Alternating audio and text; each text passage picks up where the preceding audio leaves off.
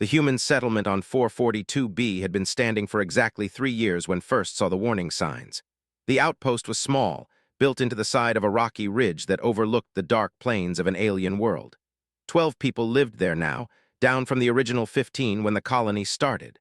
Some had gone home. One had died from a simple infection that their medical supplies could not handle. Stood in the observation tower and looked at the data on his screen. The predator activity in the southern territories had changed. The patterns were wrong. For 3 years, the large creatures the team called had kept their distance from human spaces. They were intelligent enough to understand that the settlement was dangerous. They were powerful enough that humans left them alone. It was a balance that worked. But something had shifted. Was a field biologist, which meant he spent more time outside the settlement walls than inside them. He understood the planet's ecosystem better than anyone else on the base. He knew how the creatures moved, what they hunted when they slept. He had learned to read their behavior like a language. The data showed something new. The largest pack in the region, the one that normally hunted in the eastern valleys, had changed direction 3 days ago. They were moving west. They were moving toward the settlement. Printed the data and walked down the metal stairs from the observation tower. His boots made loud sounds on each step. The outpost was quiet in the early morning. The sun of 442B was still low on the horizon, casting long shadows across the installation. Commander Hayes was already awake. She was always awake before everyone else. Found her in the main operations room, looking at the same data he had just compiled. "You see it too," Hayes said without looking up from her screen. "Yes," said. "They changed course 3 days ago, the whole pack, all 43 individuals." Hayes was a careful woman. She had been chosen to lead this colony because she made decisions slowly and thought through every option before acting. She was also a woman who understood that being careful did not mean being slow when action was necessary. "How long until they reach us?" she asked. "Based on current movement patterns, 5 days. Maybe 6, said. "But that assumes they keep moving at the same speed. If they increase their hunting activity, they might arrive faster. If they stop to hunt the herbivore herds, it could be longer." Hayes turned to look at. Her eyes were the color of the sky on Earth, a gray-blue that seemed to carry old thoughts. She had grown up in a military family. It showed in the way she held herself, in the straight line of her back, in the way she never wasted words. "Gather the team," she said. 1 hour operations room. Went through the settlement and called each person. Most of them were still in their sleeping quarters. The work on 442B was hard and people slept when they could. But they came. They always came when Hayes called for an emergency meeting. The operations room filled with worried faces. There was Daniel Porter, the supply officer, Sarah, the medical technician, David Cole, the engineer, Jennifer Park, the communications specialist, and others. Good people. People who had chosen to come to an alien world because they wanted to build something new. Hayes presented the data. She showed them the pattern changes. She showed them the maps and the calculations. She did not hide the facts or try to make them sound better than they were. "The pack is changing direction," she said. "They are moving toward our location. We do not know why. They may be following prey. They may be expanding their territory. We cannot know.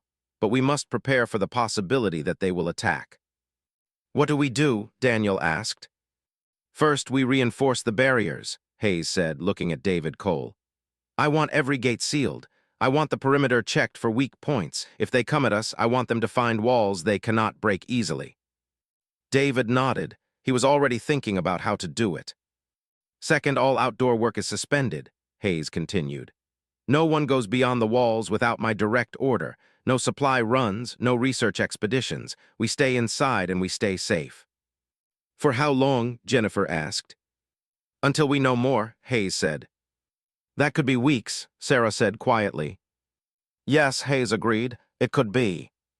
Raised his hand. "I want to monitor them," he said. "I can set up an observation post 2 kilometers out. I can track their movements. If I can understand why they are coming this way, we can predict what they will do. That information is worth the risk." Hayes looked at him for a long moment.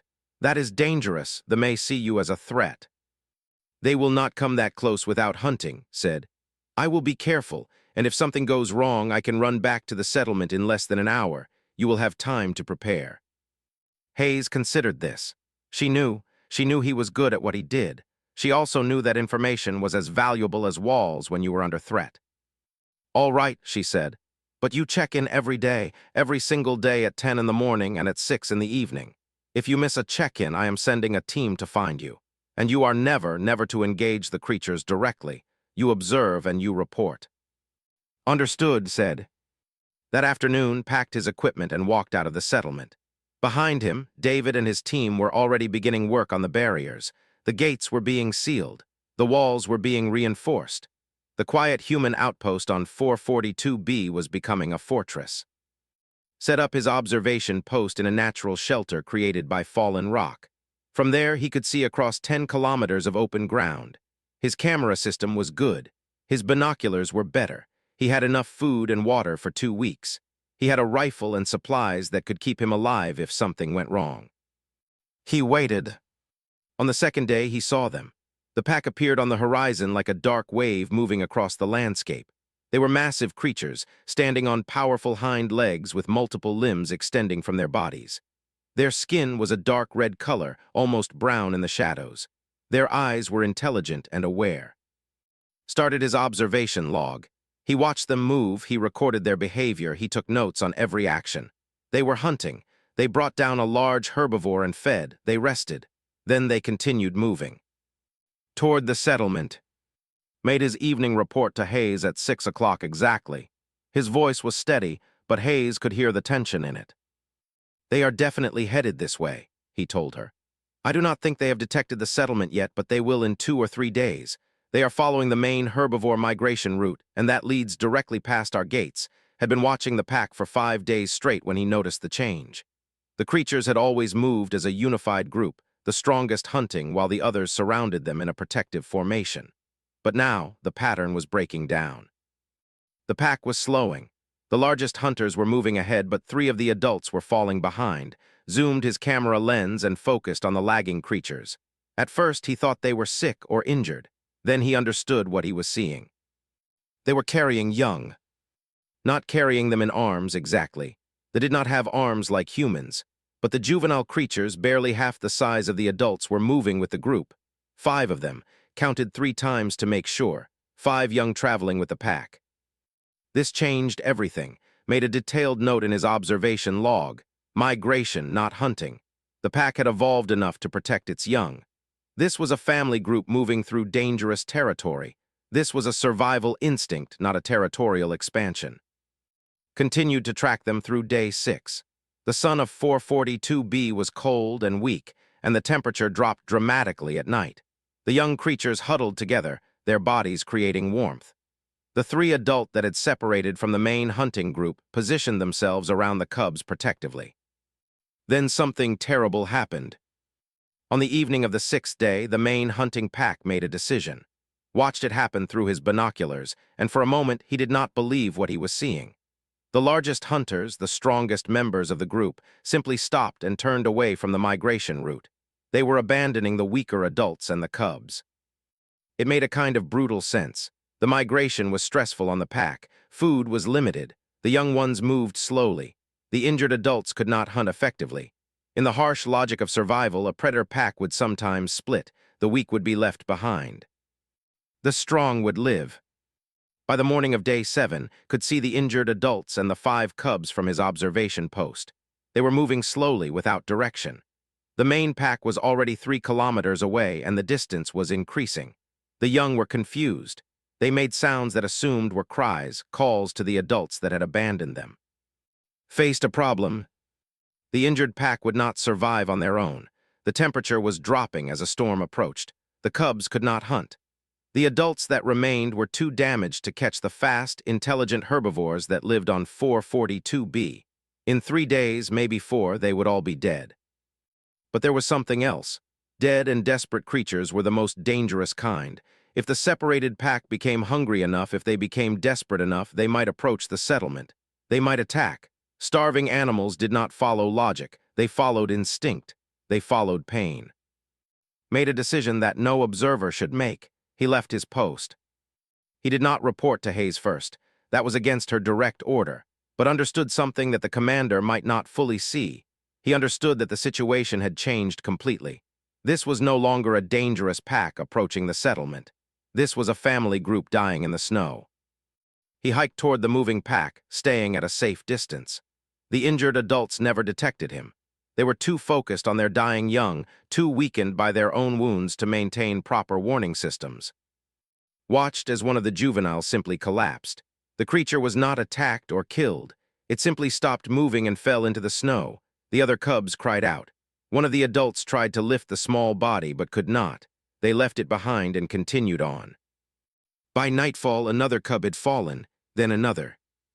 The temperature dropped to dangerous levels, had survival gear, thermal clothing that kept him warm. They had only their skin and their desperate will to survive.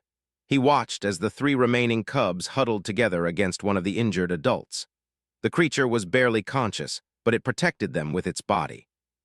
Realized he could not stay out here and simply observe. This was not science anymore. This was death. He made his way back to the settlement in darkness. He moved quickly, arriving at the gates just before dawn. The guard on duty, a young woman named Lisa, was shocked to see him. "You were supposed to check in," she said. "We were about to send a search team." "Get Hayes," said. His voice was hard. "Now this is not a normal report. This is urgent." Hayes was in her quarters, but she came to the operations room immediately, told her everything. He showed her the data. He explained what he had seen. He told her that the main pack was moving away, that the separated creatures were dying, and that they would likely perish without help. "So the settlement is safe," Hayes said, understanding the implications. "Yes," confirmed. "If we do nothing, the threat disappears, the pack dies, problem solved." Hayes looked at him. She was a woman who had learned hard lessons about making difficult decisions. "But you are here," she said, "asking me to do something else." "Yes," said. "The cubs are innocent. The separated adults are injured, not attacking. They are just trying to survive. We have the resources to help them. We could leave food in their path. We could leave shelter. Enough to keep them alive until they can find their own way or rejoin the main pack." "That is dangerous," Hayes said. "What if they turn on us?" "They might," admitted. "But if we help them, if we show them that humans are different than they expected, what does that mean? What does that say about us?" Hayes was quiet for a long time. Then she stood and looked out the window at the alien law. The debate lasted until evening. Back at the settlement, not everyone agreed with Hayes's decision. Some of the team argued that helping the creatures was foolish. Others said it was mercy wasted on animals that would turn on them at the first opportunity. Sarah, the medical technician, was one of the few who supported. She stood in the operations room and spoke clearly. "These creatures are intelligent," she said. "We have documented evidence that they have complex social structures. They protect their young. They make decisions about survival. How is helping them any different than what we expect humans would do in their situation?" "They are predators," David Cole countered. "Killers. We should not risk human lives for creatures that would eat us without hesitation if the circumstances were reversed." "Maybe that is exactly why we should help them," Sarah replied. "To show that humans are more than just survival machines, to prove we can be better." Hayes listened to both sides. She had learned long ago that good decisions came from considering all perspectives, but she also knew that some decisions had to be made by the person in command. This was one of them. "We will do this," she said firmly. "We'll go. Daniel Porter will go with him as protection. They will place the supplies at the cave entrance and move away quickly. They must decide for themselves whether to take the help or reject it. We cannot force goodness on them. We can only offer it and hope they understand." And Daniel spent the night preparing. They gathered high-calorie food, thermal blankets, and medical supplies that might help the injured adults. Daniel was a good man, quiet and steady. He had been part of the colony since the beginning. He did not talk much, but when he did, people listened. "Why are you doing this?" Daniel asked as they packed the supplies into transport containers. "Because it is right," said simply. "That might get you killed," Daniel said. "Yes," agreed, "it might." They left before dawn. The landscape was dark and cold. The planet's secondary moon was setting, and the main sun had not yet risen. The darkness was complete, the kind of darkness that made humans feel small and vulnerable. Carried the supplies. Daniel carried a rifle loaded with tranquilizer darts. Hayes had been very clear about this. No lethal force unless human lives were in immediate danger. They were trying to save creatures, not start a war. The cave system was easy to find, had marked its location in his data. They placed the supplies carefully near the entrance, arranging the food so it was clearly visible. The thermal blankets they spread across the floor of the cave, creating a warm nest. "That is done," Daniel said, checking his watch. "We should move back toward the settlement." "Wait," said. He was looking at his scanner, the device that tracked the movement of large creatures. "The pack. They have changed direction. They are moving toward us, toward the cave." Daniel raised his rifle and took a position where he could see the approach. "How long?" 20 minutes, said, maybe less. They waited in the darkness. The temperature was dropping, could see his breath in front of his face. The planet was not a forgiving place. It did not care about human compassion or alien survival. It only cared about who was strong enough to live. The sounds came first, heavy breathing, the ground vibrating under the weight of massive bodies, then shapes emerged from the darkness. There were 3 of them moving slowly toward the cave. Behind them were the cubs struggling through the snow. The young creatures were barely moving now. One was being supported by another. Realized that the population had decreased. Now there were only 4 cubs instead of 5. The 3 adults stopped when they saw the humans. For a moment, the world held its breath. 2 species stood facing each other in the darkness. 2 different worlds of consciousness and survival and fear. Then one of the injured adults made a decision. It must have smelled the food or understood on some level that here was shelter and survival. It did not attack. It simply moved toward the cave. The other 2 adults followed more slowly. One was clearly very injured, moving with difficulty. The cubs pushed forward, driven by hunger and cold and the need to survive.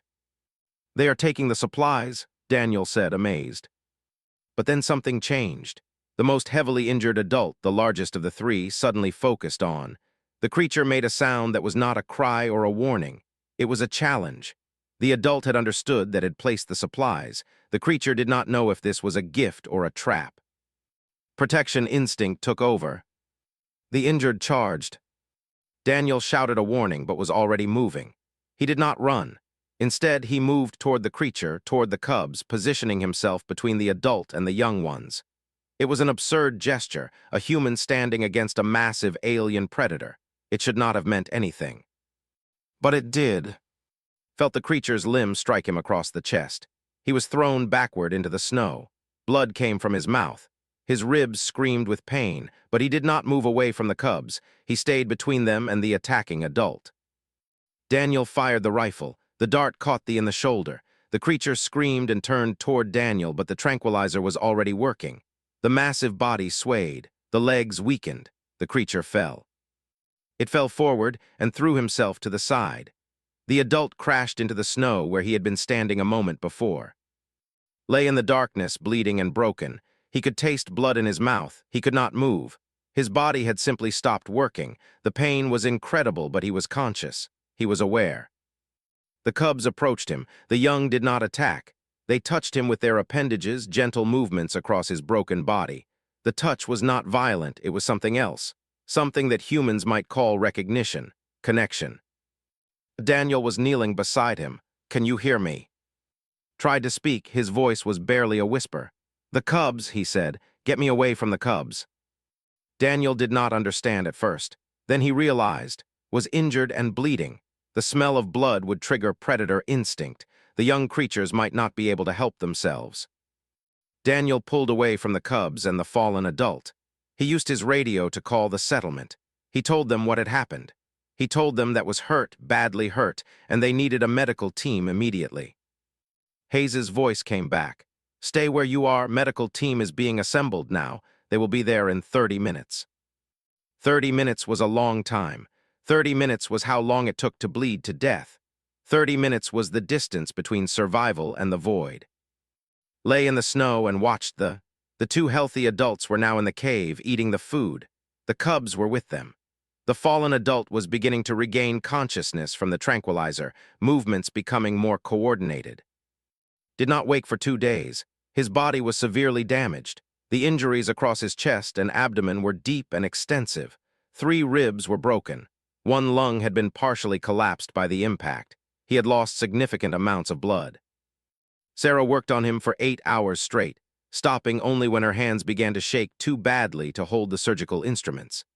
The settlement had medical equipment that could handle trauma, equipment brought from Earth at tremendous cost. But even the best equipment had limits when it came to fixing a body that had been torn apart. When finally opened his eyes, Sarah was sitting in a chair beside his medical bed. She had not left the room. "Welcome back," she said softly.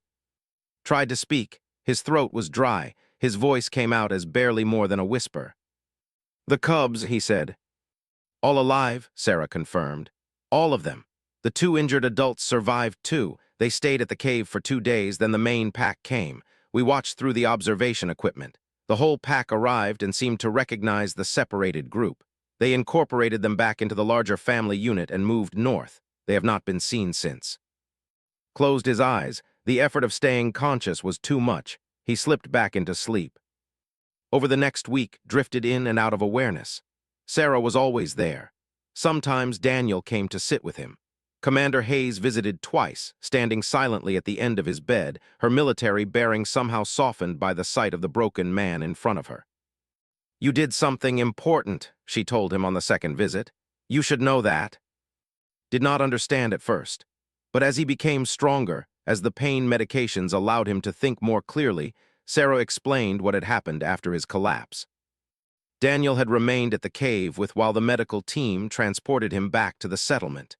Daniel had watched as the gradually recovered from the tranquilizer. He had documented everything in his data recorder. The creature that had attacked, the most heavily injured of the 3 adults, had not immediately fled when it regained consciousness. Instead, it had done something that Daniel had not expected. It had examined Spotty. The human was unconscious, bleeding, clearly no longer a threat. That could have attacked, could have finished what it started. Instead, the creature simply looked at the injured human. Then it had made a sound, a series of complex vocalizations that Daniel's translation equipment struggled to interpret. The other 2 adults and the cubs had responded to that sound. They had moved to stand around, not attacking, but protecting. They had positioned themselves in a circle around the unconscious human, their bodies creating a barrier between him and the cold wind. They had kept vigil over him for the entire 25 minutes until the medical team arrived. Daniel had watched this happen and understood that something significant had taken place. He had filmed everything. He had sent the recordings back to the settlement. Hayes had reviewed the footage multiple times. "What did it mean?" asked Sarah during one of the moments when he was clear-headed. "I think," Sarah said carefully, "that it meant you taught them something. When you protected the cubs instead of running away, when you put your body between them and danger, you showed them something about compassion, about sacrifice, and somehow they understood." Over the next 10 days, more evidence came in. The observation teams saw the main pack traveling north with the reintegrated group. The combined pack moved in a unified way, the strongest protecting the weakest, the healthy supporting the injured. It was the behavior of a family, not just a predator group. More significantly, the predator attacks on human supply convoys had decreased dramatically. Not just the main pack, but other packs as well. Somehow, word had spread among Somehow, they had learned that humans could be something other than enemies. 3 weeks after the incident at the cave, was able to stand. 2 weeks after that, he could walk short distances. Sarah cleared him for limited activity 1 month after his injuries. The first thing he did was go to the observation tower and look out at the landscape where everything had changed. The plains were empty now. They had moved on, traveling to territories where the pack could establish themselves, but knew they were out there. The cubs he had protected were alive and thriving somewhere beyond the horizon. Commander Hayes found him in the observation tower. "We have received new directives from Earth," she said. "Because of what happened here, because of your actions and what they demonstrated, the colony has been approved for expansion. We are getting more resources, more people, more support." "Because of what I did?" asked. "Because of what your actions meant," Hayes corrected. "You showed humanity at its best. You showed compassion toward creatures that could have destroyed us. You showed sacrifice for the innocent, and somehow you taught an alien species to understand those values." "I just did what seemed right," said. "That is exactly the point," Hayes replied. "You did what was right even though it was dangerous, and in doing so you changed the trajectory of human and relations. You changed this colony's future. You changed this world." stood in silence looking out at the alien landscape. The sun was setting, painting the sky in colors that Earth's sun never created. Somewhere out there, the cubs he had protected were growing.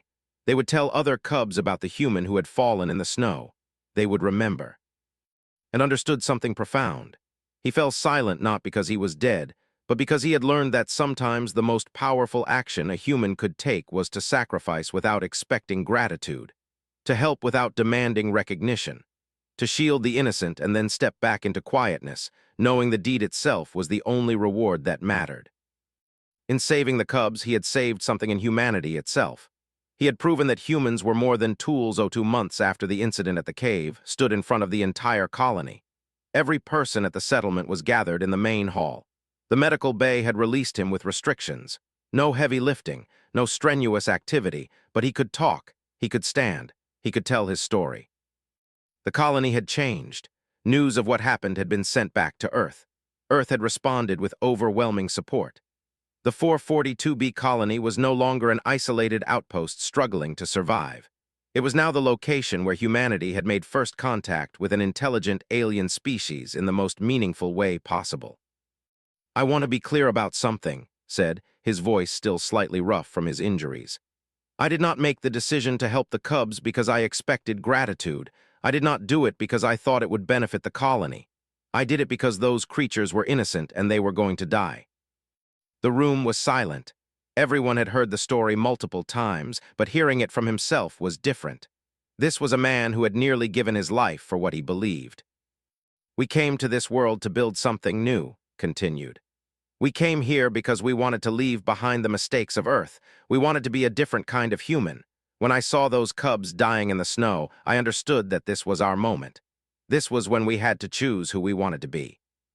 Sarah sat in the front row, her hands folded in her lap.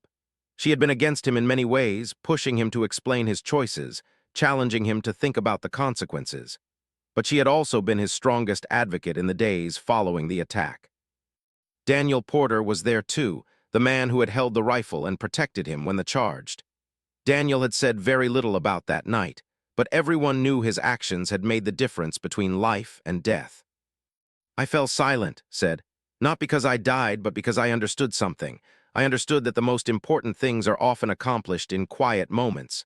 No one was filming what they did when they stood guard over me. No one was taking notes when the cubs reached out to touch me. But it happened anyway. Good things happened because they were right things, not because they would be remembered." Hayes stood at the back of the room. She had a tablet in her hand, and on that tablet was a message from Earth's leadership. It contained official recognition of actions.